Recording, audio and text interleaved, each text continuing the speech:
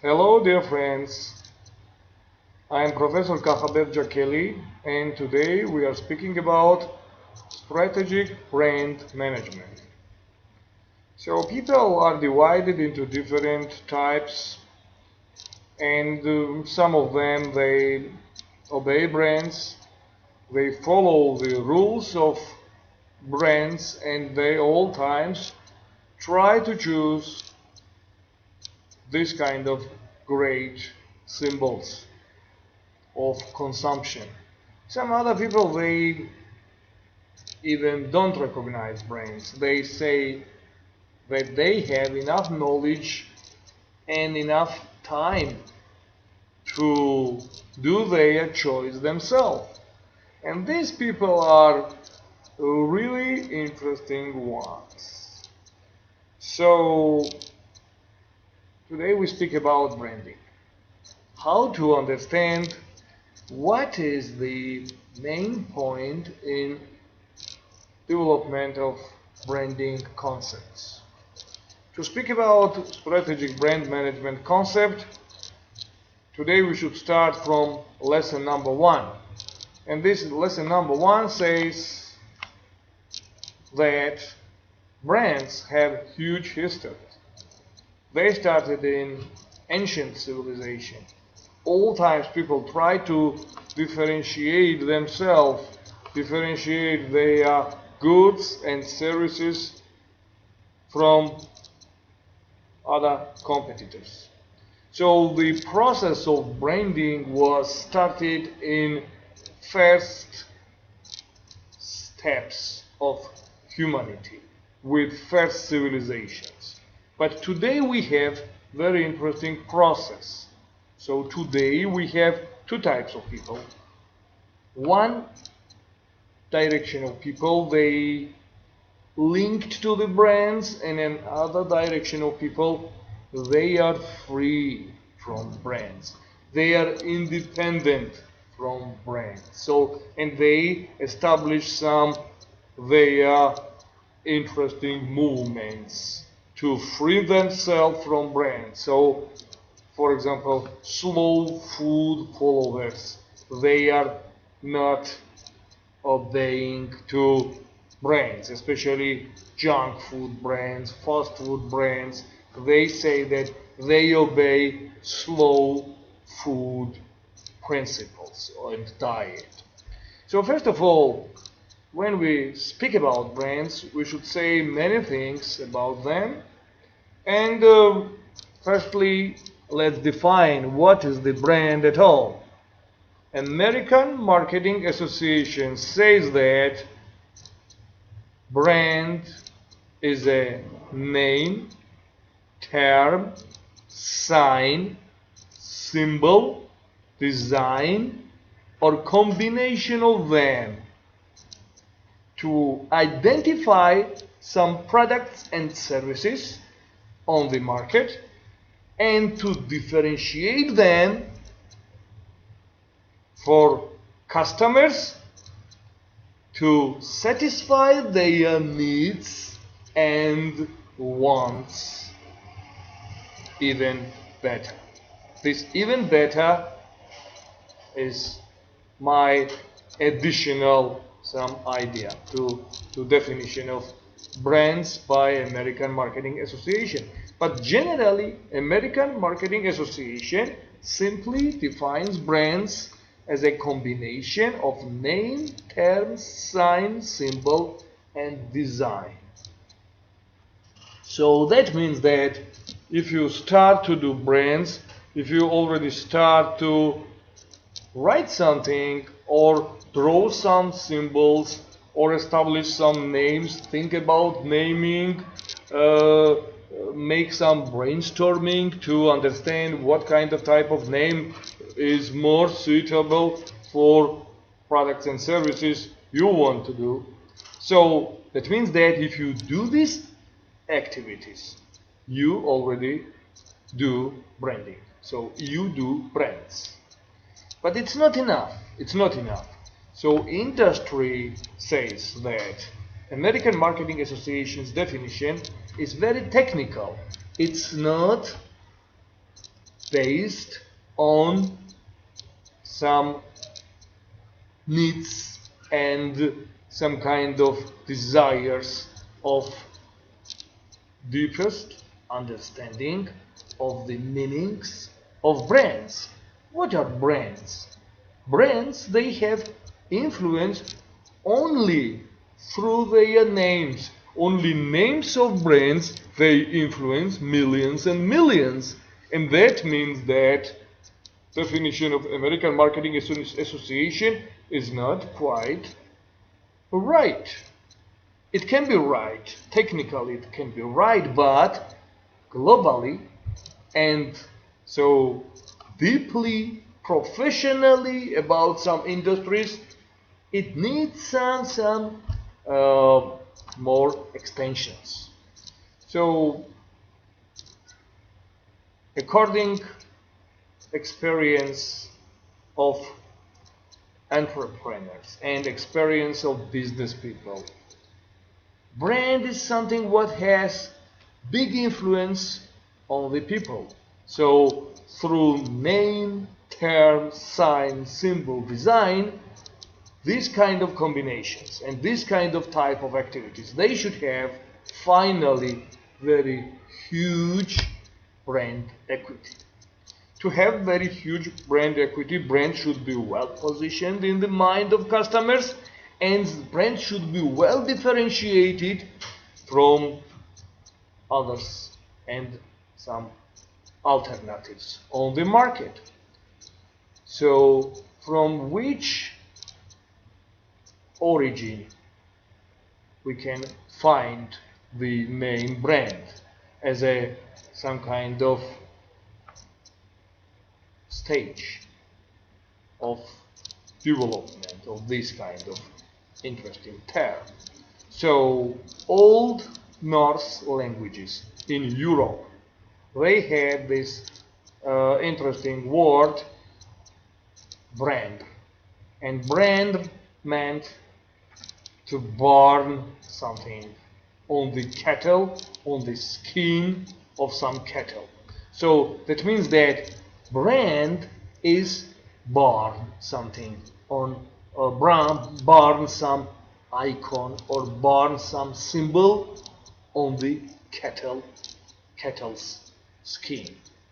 So that means that we understand the importance of brand, importance of branding. Branding even today, if it goes successfully, these kind of type of activities all times make some allegorical burning of symbols in the mind of final customers. Final customers, they have their relevant set of different brands, and your brand should be among them. If person wants to buy a car, this person has some set of relevant brands in his or her mind. They can be, for example, Toyota, some kind of Mitsubishi, and other names. And these names cannot be changed at all. This person cannot go and choose, for example, South Korean Kia. No, this person already had the set of relevant brands in his mind. So this set of relevant brands, this is also very interesting type of understanding how brands influence our minds. But right now, to say what kind of things can be turned into brands. First of all, let's go to products and understand well products. What is the product? Product can be anything what can be offered to the market for attention, acquisition, use and consumption to satisfy needs and wants of final customers. That means that products can be really selected to think about their possible branding in future.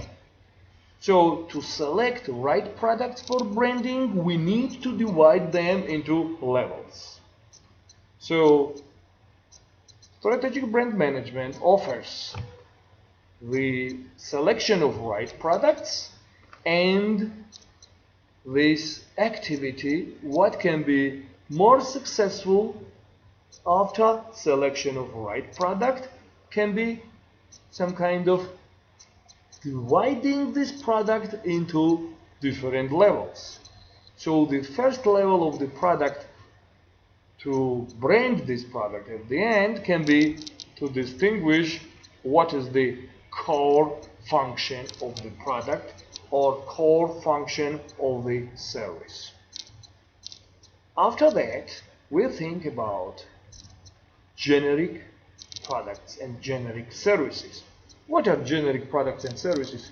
They are basic goods what have no distinguishing points at all. So generic products and services, they are more commodities. So if first of all in first stage we well understood functional needs and wants of the product, what kind of functional needs and wants they satisfy, so we understand well functional levels of the product. After that we find generic products and we think how to turn them into branded goods and branded products. So we think about what kind of stages we should plan to turn generic products into branded ones. So we think about expected products at all. What kind of things people expect from us if we turn some generic products into expected ones? What people's expectations can be? What kind of type of expectations people can have? There are two types of expectations. So real expectations and subliminal expectations. Real expectations, they can be studied by marketing study, marketing research.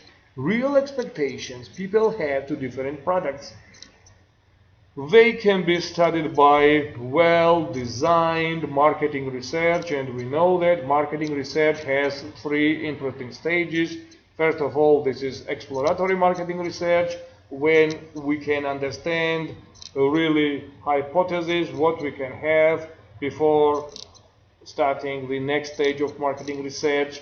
After that comes descriptive marketing research, and the final stage, this is already causal marketing research, when we should understand some interdependencies between two or three or many variables of the market and of the product.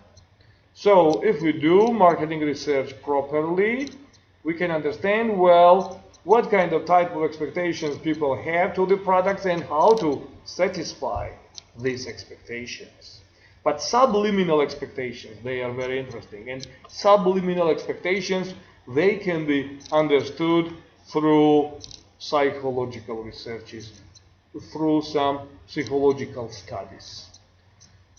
After that, we have augmented level of the product, and this augmented level of the product, this is also interesting stage when we develop financial and informational and some kind of social influences of the market through the new product. So this new product should have some financial influences on the market. It should be more affordable, it should be more accessible, so it can be more social, interesting and elegant initiative to the market. It can offer more aesthetics to the market. So all these things, they together they are more social and more interesting for final customers.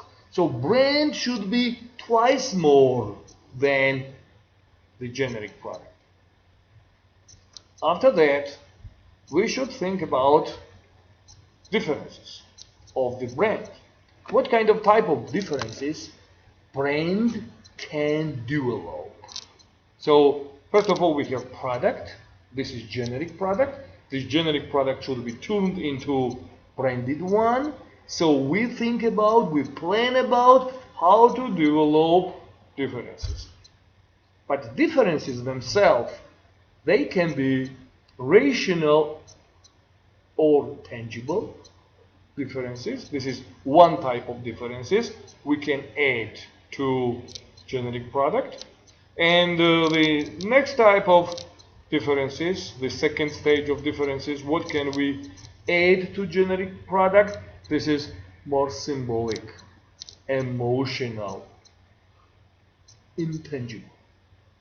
If we do how to add more symbolic and intangible differences to the product, that means that we know well our final customers. We know them, their archetypes, and we know their psychology. So in final way, we should know well what is the brand architecture at all, the branding architecture at all. So strategic brand management can be done through 4 main stages. The first stage is we define and design brand strategic plans. The second stage, this is brand program. The third stage, this is measurement criteria of success or unsuccess. We should know this in previous stages. And the fourth direction is growing some kind of brand equity. Let's start to explain how to establish brand plans and what to do in brand plans. Brand positioning model is needed, brand resonance model is needed, and value chain model is needed. For brand programs, we should understand what kind of type of brand elements to choose. For third stage, what is measurement stage, we should know how to do brand audit at all, and what kind of type of criteria to check during brand audit. And the growing brand equity stage, we should know well what is the brand architecture, what is the customer of brand, how this customer is motivated by brand, what customer feels, what kind of emotional points customer represents to the brand, and so on. But we know well that all brands, they have 3 types of awarenesses. The first type of awareness is more visual awareness. So customers, first of all, they see visual points of the brand.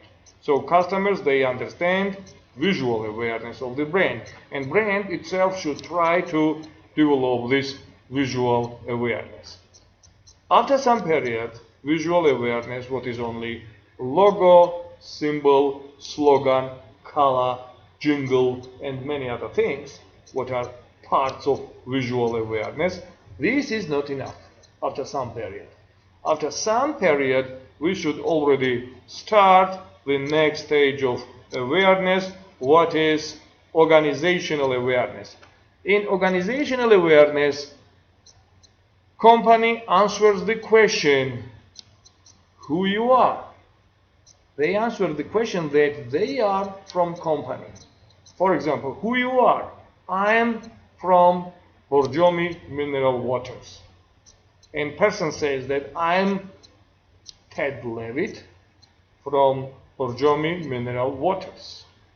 This type of awareness is also good one, but we should try to turn this type of awareness into next stage of awareness, what is corporational awareness. What is some kind of great, important thing to have, to develop? Corporational awareness. In corporational awareness, people, when they visit some different parties, when they drink wine, when they drink champagne. When they are asked about something, they say, we are Motorola, we are Mercedes, we are Borjomi. So even person tries to represent to which brand he or she belongs, because this person has very big pride to belong to Borjomi mineral waters. So finally we can say that what kind of type of societies choose brands and what kind of type of societies they more interested to unbranded products. And finally, I want to show you this kind of type of matrix, what is brand choice matrix, and this matrix I should turn into scientific article about brand choice matrix. And here we see that this is people's time, less time and more time. In horizontal axis we have people's time. In vertical axis we have less knowledge in subject of the product and more knowledge in subject of the product. That means that in horizontal axis we have time, this is people's time, and in vertical axis we have more interesting type of understanding, what is knowledge. So to understand well how people behave themselves, we should understand really in interesting way that when people have more time and they have more knowledge, they fully rely on their own professional skills. And if they rely on their own professional skills, they are happy with generic products and they choose more generic products than branded products. But here we see in this matrix also people who have less time and less knowledge in some kind of products and some kind of services. This kind of type of people, they are fully brand society. They are fans of different brands, they rely on brands, and so with right positioning and with right some kind of symbols, they are attracted by brands and they turn as a members of brand tribes, and so they are happy to their position, to the brand. So this matrix can be turned into a real interesting scientific article. Today I can say best regards to you and wish you wonderful weekend. Thank you very much. Bye bye.